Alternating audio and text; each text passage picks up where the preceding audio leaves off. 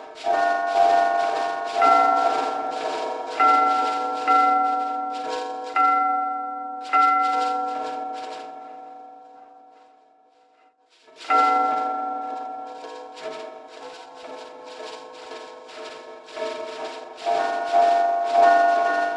the spring of last year, I saw a commission call out. Kaleider essentially commissioned Bellhouse with the Met Office for an organisation called Euporias. Euporias, through the Met Office and Kaleider, asked for a piece of interactive, playable, playful, fascinating, interesting, thrilling, poetic, challenging, delightful, extraordinary experience to take place during the Euporias conference or General Assembly at the Met Office in October 10, 2016. So it kind of sparked my interest in terms of the idea that it was an interactive piece of work, and that's something that struck kind of a chord with what I was interested in. Ever since I was at college, so when I finished college, I started making large kind of ceramic installation pieces. And as a potter, I'm interested in the idea that even the most basic things like this cup, if I make this cup, okay, and you buy it off me, you use it every day or every now and then and so on and so forth, and you develop a relationship with it. It's a kind of craft object, but it's something you have a definite relationship with.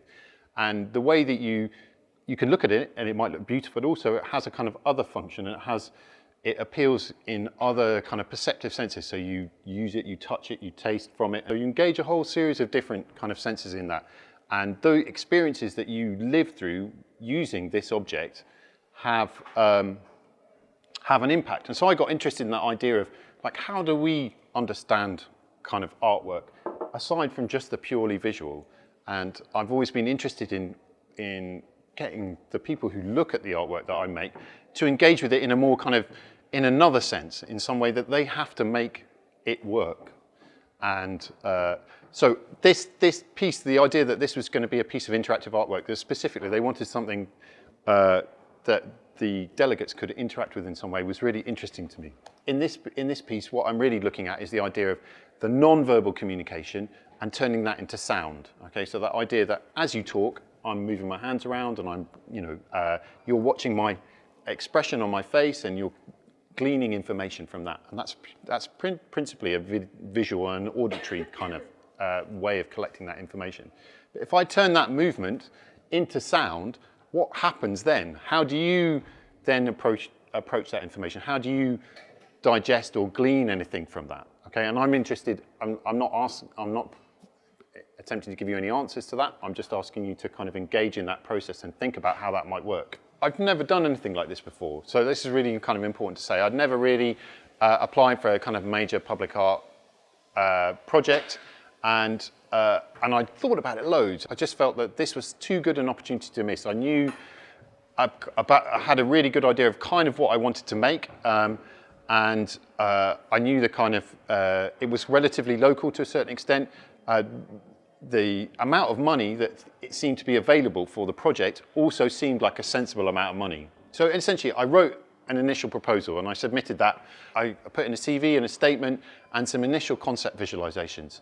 And then I thought, oh, that'll be the end of it. You know, it's just one of those things. I was amazed when I got a letter that said, yeah, that sounds great. Come in and have a chat about it. And I think there were about 65 applications for this piece. And so I think there were about 5 or 6 shortlisted artists. So I went to the Met Office and I had an interview. And so I discussed the initial ideas, and we talked about the budgets and the feasibility of how this would work. And in that sense, because I had some idea of how the building would work or how the building operated, I sort of felt fairly confident to talk about what this might be. And so we immediately began to start talking about refining the idea, developing the budget, talking about who I would collaborate with in order to make this happen, and kind of think about the timelines and the logistics.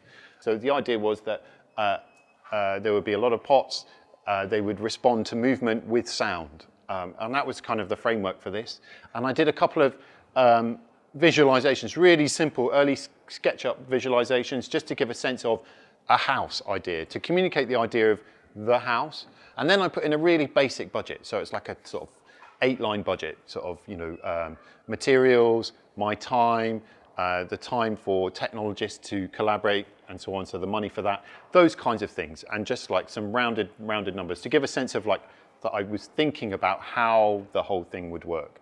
it's really important to be aware that the people who are commissioning the work will want to have input into the way that the work is kind of created and how that might appear in a particular space. And you have to be open to the idea that somebody's going to say, actually, can you do it a bit like this?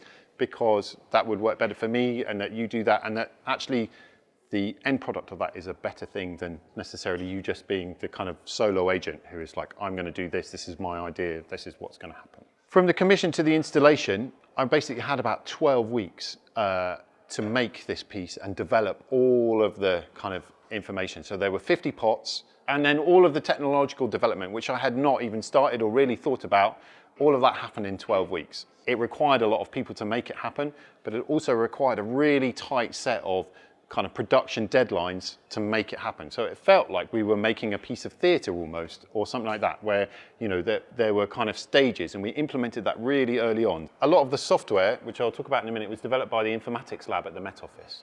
And they are essentially a group of creative technologists whose kind of remit within the Met Office, which is a kind of large bureaucratic organisation and therefore quite fixed, is to be more free-ranging and to tackle projects, more innovative projects, and be more experimental about how they communicate particular ideas. When we had the initial meeting, I was like, okay, so what I would like is that this thing, there's a load of bells and they're going to respond to some movement in some way or another. And then they went, okay. And then they took a language that I didn't understand, and they just start talking code language basically. And then about sort of 3 or 4 minutes later, they like look up, one of them would look up like, and go, yeah, I think we can do that. This is how we might do it. And then they give me like 3 or 4 options. And then they came up with the solution for this, that we give ourselves kind of 6 weeks to prototype and develop the software and technology. We overran that timeline by at least a couple of weeks. And in many respects, we were running right up to sort of developing the kind of, or finalizing the way that the beaters moved and so on and so forth. And these bits right up to the end. And then the construction of the house. So I knew quite quickly that I wouldn't be able to make this myself, partly because I just wouldn't have time, but also I didn't have the kind of workshop space to do the thing that I wanted to do.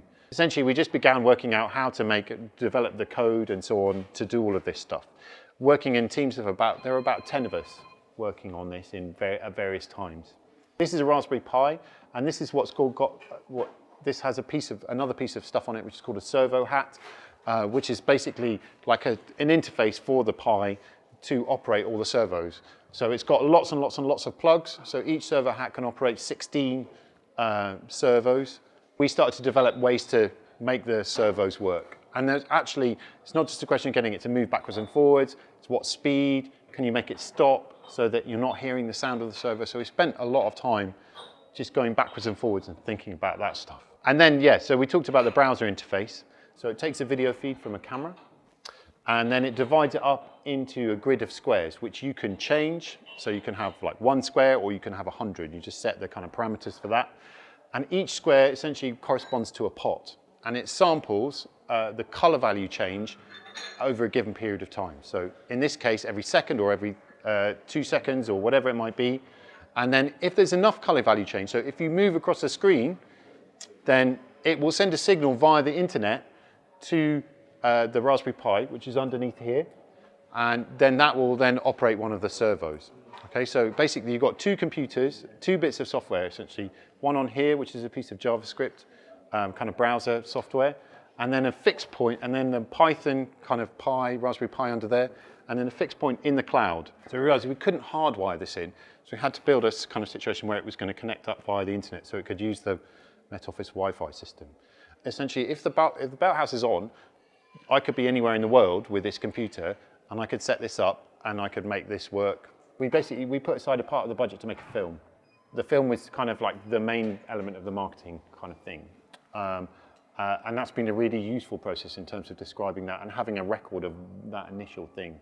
So in the installation week, I was there for like 15 hours a day for about 4 days. I was literally there because it's open, it's a 24-hour building because they're talking about the weather. So I had a contractor's pass, so I could be there at 2 o'clock in the morning, and it was fine. It took about 4 or 5 days to put it up, and then literally we turned it on, and it was the first day of the conference, and it worked. It was brilliant. what I wanted to say really from this process is that kind of learning that I took away from this, there's lots that I learned in this process. It's been a really, really valuable process. The idea of collaboration, at times it can be messy and challenging, but it has far more benefits than it does in any way in terms of having any disadvantages. And that experience of learning how to navigate that kind of collaborative process has been really, really useful in a really supportive environment in terms of everybody wanting to make it work, which has been great, and that's been fantastic. 12 weeks was a tight deadline. It always was going to be, but it happened because of that collaboration and the fact that collaboration was going to work. And this is really the beginning of a new set of work, I think, for me. I have much more of an idea of how this kind of thing needs to work in order to make it possible to make this stuff. And then from an artistic point of view, there's a lot of stuff that's come out of this.